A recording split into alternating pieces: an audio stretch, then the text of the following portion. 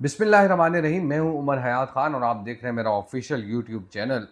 और आज आपको बताते चलें कि जो दिन है वो है मंगल का, और तारीख़ जो है वो आज 7 जुलाई है। और आज के इस वीलॉग में कुछ अहम ख़बरों पर बात करेंगे। और ईरान में हुकूमत की तब्दीली के हवाले से डोनाल्ड ट्रंप ने बड़ा इम्पोर्टेंट स्टेटमेंट दिया है, इस पर बात करेंगे। और इसके साथ साथ जो ईरानी शहीद सुप्रीम लीडर हैं आयतुल्लाह ख़ामनेई, उनका जो जस्ते खाकी है वो क़ुम मुंतकिल किया गया है। और इसी तरह बात करेंगे कि पाकिस्तान जो है वो लीबिया के मशरक़ी और मगरबी इक़्तिदार के मराकज़ के दरमियान इख्तिलाफ़ात ख़त्म कराने के लिए ख़ामोश सिफारती कोशिशें कर रहा है। ये ख़बर है बड़ी इंपॉर्टेंट। लेकिन इसके साथ साथ एक और इम्पॉर्टेंट ख़बर है कि तहरीक लब्बैक पाकिस्तान ने बड़ा ऐलान किया है, और बड़ा ऐलान ये है कि जनाब बताएंगे आपको, लेकिन जो एक तहरीक लब्बैक पाकिस्तान ने गुज़िश्ता जुमे को जिस अंदाज से एहतजाज किया है जियो न्यूज़ के ख़िलाफ़, वो यकीनी तौर पर बड़ा इम्पोर्टेंट है। और बड़े अरसे के बाद हमने ये देखा कि तहरीक लब्बैक पाकिस्तान मुनज़्ज़म तौर पर एक मरतबा फिर जो है वो उन्होंने एहतजाज किया है। बड़ा पुरअमन एहतजाज था, मुनज़्ज़म एहतजाज था, और उस पर भी बात करेंगे। सबसे पहले बढ़ेंगे अहम ख़बर की जानिब, और वो क्या है कि डोनाल्ड ट्रंप का स्टेटमेंट आया है। और डोनाल्ड ट्रंप ये कहते हैं कि ईरान में हुकूमत की तब्दीली नहीं बल्कि मुआहिदा इनकी तरजीह है। और डोनाल्ड ट्रंप ने जो है वो ये कहा है कि 8 जंगें उन्होंने रुकवाई हैं, जिनमें पाकिस्तान और भारत के दरमियान जंग भी शामिल है। और उनके मुताबिक दोनों ममालिक एटमी ताकतें हैं, और ये तनाज़ा किसी भी वक्त एटमी जंग की शक्ल इख्तियार कर सकता था। डोनाल्ड ट्रंप ने एक दावा किया कि पाकिस्तान के वज़ीर आज़म ने भी कहा कि जंग रुकवाने से लाखों लोगों की जानें बचीं। और उन्होंने मजीद कहा कि यूक्रेन जंग के हवाले से नेटो इजलास में बात होगी, फरीकैन मसले के हल के करीब पहुंच चुके हैं, जबकि रूसी सदर व्लादिमीर पुतिन भी दबाव महसूस कर रहे हैं। उनके मुताबिक रूस और यूक्रेन दोनों जंग का खात्मा चाहते हैं। लेकिन जाहिर है रूस और यूक्रेन तो इस जंग का खात्मा चाहते हैं, लेकिन अमेरिका जो है शायद इस जंग का खात्मा नहीं चाहता। और अब जो ये स्टेटमेंट्स डोनाल्ड ट्रंप की जानिब से आ रहे हैं, इससे ये ज़ाहिर होता है कि अब यहाँ भी अमेरिका अपने मफादात हासिल करने में नाकाम रहा है। जिस तरह हमने देखा कि अमेरिका ने ईरान पर 2 मरतबा चढ़ाई की है, और दोनों मरतबा अमेरिका को मुँह की खानी पड़ी है, दोनों मरतबा अमेरिका को शिकस्त हुई है। अगरचे ईरानी लीडर्स जो हैं वो इस जंग में मारे गए हैं, ईरानी साइंसदान बड़े पैमाने पर मारे गए हैं, लेकिन जो ईरान और अमेरिका का तनाज़ा है उसमें अगर दुनिया तारीख के अंदर फ़ातेह लिखेगी तो वो ईरान को लिखेगी।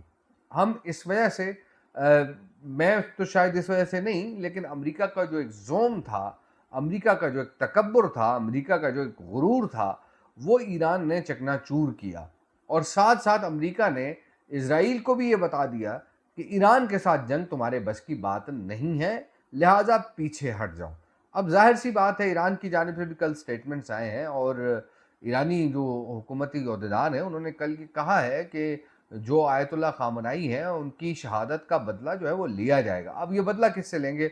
जब आप एक दफ़ा मुआहिदा कर लेते हैं, जंग ख़त्म हो जाती है, तो उसके बाद आप इस तरह के स्टेटमेंट्स भी ना दें, आप भी डोनाल्ड ट्रंप ना बनें।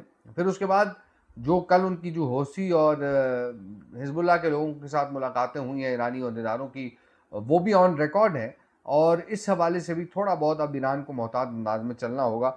ज़ाहिर है कि ये जंग हमारे लिए भी बेहतर नहीं है, ख़ास तौर पे जो डेवलपिंग नेशंस हैं उनके लिए, और ईरान के लिए भी बेहतर नहीं है। लेकिन अगर ईरान इस तरह की किसी बातों में आता है तो डेफ़िनेटली मामलात जो है वो ख़राब हो सकते हैं। इसी तरह आपको ये बताएं कि नेटो समिट से पहले रूस के दार रूस ने यूक्रेन के दारुल हुकूमत कीव पर जो है वो हमले किए हैं, जिसमें 24 अफराद जो है वो हलाक हुए हैं। अब ये जो मामला है वो यकीनी तौर पर बड़ा इम्पोर्टेंट है कि अभी मैंने रिसेंट बात की कि रूस और यूक्रेन की जंग के हवाले से डोनाल्ड ट्रंप का जो दावा है वो यकीनी तौर पर इस हवाले से बड़ा पॉजिटिव इसलिए कहता हूँ क्योंकि अगर अब ये जंग ख़त्म होती है तो इससे भी ख़ित्ते में जो असरात हैं वो पड़ेंगे, और इसके साथ साथ जो है वो चीज़ें बेहतर होंगी। अब ज़ाहिर है हमारे पास ये इम्पोर्टेंट ख़बर भी है कि पाकिस्तान ने जो ईरान अमेरिका जंग के अंदर सालसी की है, और अब पाकिस्तान लीबिया का जो मशरक़ी और मगरबी इक़्तिदार के मराकज़ हैं उनके दरमियान इख्तलाफात ख़त्म कराने के लिए खामोश सिफारती कोशिशें कर रहा है। जो बरतानवी ख़बर एजेंसी है, 2 पाकिस्तानी ज़राए के हवाले से उन्होंने रिपोर्ट किया है कि अगर ये कोशिशें कामयाब होती हैं तो पाकिस्तान का बैनुल-अक़वामी सिफारती किरदार जो है वो मज़ीद मज़बूत हो सकता है। और पाकिस्तान की सालसी की ये कोशिशें ऐसे वक्त में सामने आती हैं जब अमरीका कई माह से लीबिया के बहरान का सिफारती हल तलाश करने की कोशिश कर रहा है। लीबिया में 2011 में मुअम्मर कज़ाफ़ी की हुकूमत थी। उसके ख़ात्मे के बाद मशरिक़ी और मगरबी इंतज़ामिया में जो है ये लीबिया तकसीम हो गया था। और इस्लामाबाद की सालसी का जो अमल है वो गुज़िश्ता साल के आखिर में, यानी 2025 के आखिर में शुरू हुआ था।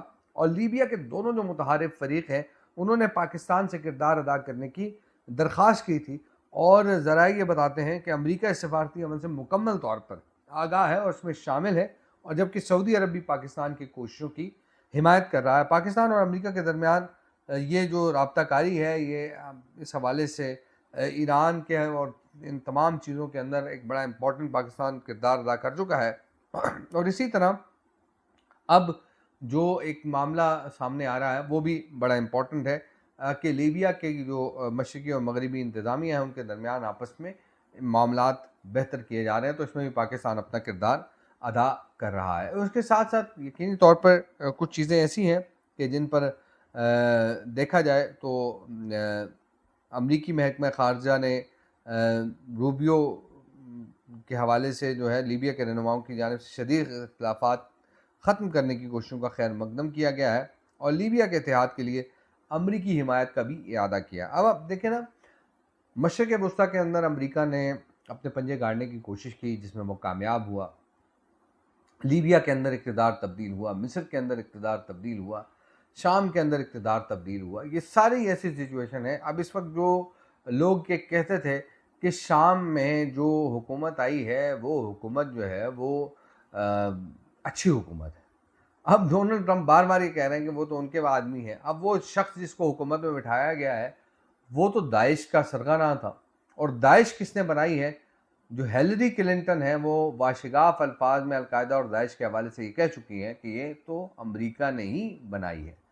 तो इसी तरह ये जो दहशतगर्द तंजीमें हैं और इनके पीछे जो है अगर आप खुरे मिलाएं तो इनके पीछे आपको अमरीका मिलता है। और इसी तरह चीज़ें जो हैं वो शायद कॉम्प्लिकेटेड होती जाती हैं। और ख़ास तौर पे ईरानी जो सुप्रीम लीडर हैं, शहीद सुप्रीम लीडर आयतुल्लाह ख़ामेनेई, उनके हवाले से उनका जो इस्तिक़ाक़ी है वो हेलीकॉप्टर के ज़रिए कुम पहुँचाया गया है और जहाँ उनकी एक बार फिर नमाज़ जनाज़ा अदा की गई थी।